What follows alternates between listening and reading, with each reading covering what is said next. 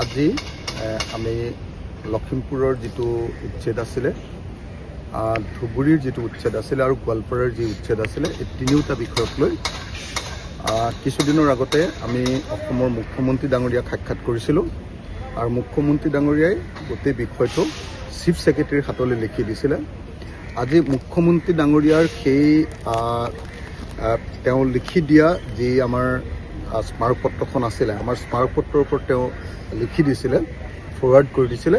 আজি সেই বিষয়টোক লৈ চিফ ছেক্ৰেটাৰীৰ লগত আমাৰ ৰাইজৰ দল আৰু কৃষক মুক্তি ছাত্ৰ মুক্তি সংগ্ৰাম সমিতিৰ উদ্যোগত আজি ধুবুৰীৰ প্ৰতিনিধি, গোৱালপাৰাৰ প্ৰতিনিধি আৰু লখিমপুৰৰ প্ৰতিনিধিৰ জৰিয়তে আজিৰ মুখ্য সচিব ডাঙৰীয়াক সাক্ষাৎ কৰা হ'ল।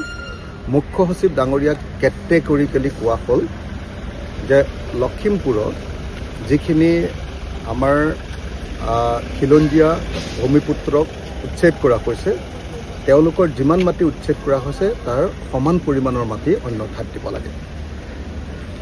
আনহাতে খ্ৰীষ্টিয়ান 20 ঘৰকো তেনেকৈ ধৰণে কৰিছিলে আদিবাসী, তেওঁলোককো ক্ষতিপূৰণ দিবলৈ কোৱা হৈছে।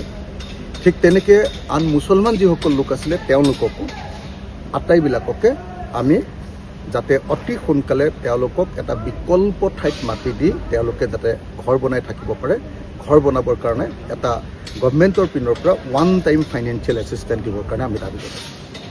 দ্বিতীয়তে গোৱালপাৰাৰ ক্ষেত্ৰত আমাৰ ইতিমধ্যে পাইকান নামৰ অঞ্চলটোত উচ্ছেদ কৰিছে, য'ত এজন মানুহক গুলীয়াই হত্যা কৰা হৈছে আৰু আপোনাৰ এখন বিলত কি বুলি কয় হাছিলা বিলত উচ্ছেদ কৰা হৈছিলে। সেই হাছিলা বিলৰ উচ্ছেদৰ দুইটা বিষয় আলোচনা কৰা হ'ল, দুইটা বিষয় তন্নকৈ কোৱা হ'ল আৰু তন্নকৈ কোৱাৰ পাছত মুখ্য সচিব ডাঙৰীয়া তাত পুলিচে যে এতিয়া মানুহবিলাক খেদি আছে সেইটো বন্ধ কৰিবলৈ দাবী জনোৱা হ'ল। মুখ্য সচিবে লগে লগে সেইটোক ৰেছপন্স কৰিছে। দ্বিতীয়তে আমি কৈছোঁ যে অসমৰ মুখ্যমন্ত্ৰীয়ে কৈ আছিলে যে হাছিলা বিলৰ মানুহ আৰু পাইকানৰ মানুহ, সেই মানুহখিনিক নতুন এটা ঠাই কি কয় এইটো ৰাক্ষসিনী পাহাৰত সংস্থাপিত কৰিব বুলি কৈছিলে। তেওঁলোকক অতি সোনকালে সংস্থাপিত কৰিবৰ কাৰণে আমি দাবী উত্থাপন কৰিলোঁ আৰু এই বিষয়টোক লৈ মুখ্য সচিবে গুৰুত্ব দি গোটেই বিষয়টো আলোচনা কৰিছে।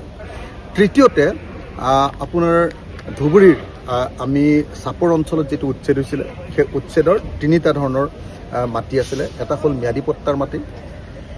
ম্যাদী পট্টাৰ মাটিত আমি যথোপযুক্ত 2013 চনৰ ভূমি ক্ষতিপূৰণ আইন অনুসৰি ক্ষতিপূৰণ দিবলৈ দাবী উত্থাপন কৰিছোঁ।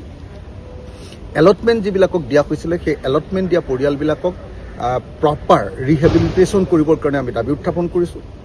আৰু বাকী যিমানখিনি মানুহ আছে গোটেইখিনি মানুহৰ কাৰণে মানে এনক্ৰোচাৰ্ছ, এলটিজ এণ্ড ম্যাদী পট্টা হোল্ডাৰ গোটেইবিলাকৰ কাৰণে 500 বিঘাজৰ য'ত উচ্ছেদ হৈছে তাতে 500 বিঘাজৰ এটা প্লট আমি বিচাৰিছোঁ, য'ত 4000 বিঘা মানুহ উচ্ছেদ কৰিছে, লাগে 3500 বিঘা। গতিকে সেই 500 বিঘা আমাক দি তাতে সকলো মানুহকে সংস্থাপিত কৰিবৰ কাৰণে এটা অল্টাৰনেটিভ জেগা বিচাৰিছোঁ। তাৰ লগত কিছু ক্ষতিপূৰণৰ ব্যৱস্থা কৰা হৈছে, কৰিবৰ কাৰণে কোৱা হৈছে আৰু অসমৰ মুখ্য সচিব ডাঙৰীয়াই অসমৰ মুখ্যমন্ত্ৰীৰ লগত কথা পাতি অচিৰে এই বিষয়টোত সিদ্ধান্ত ল'ব বুলি আজি আমাক জানিবলৈ দিছে।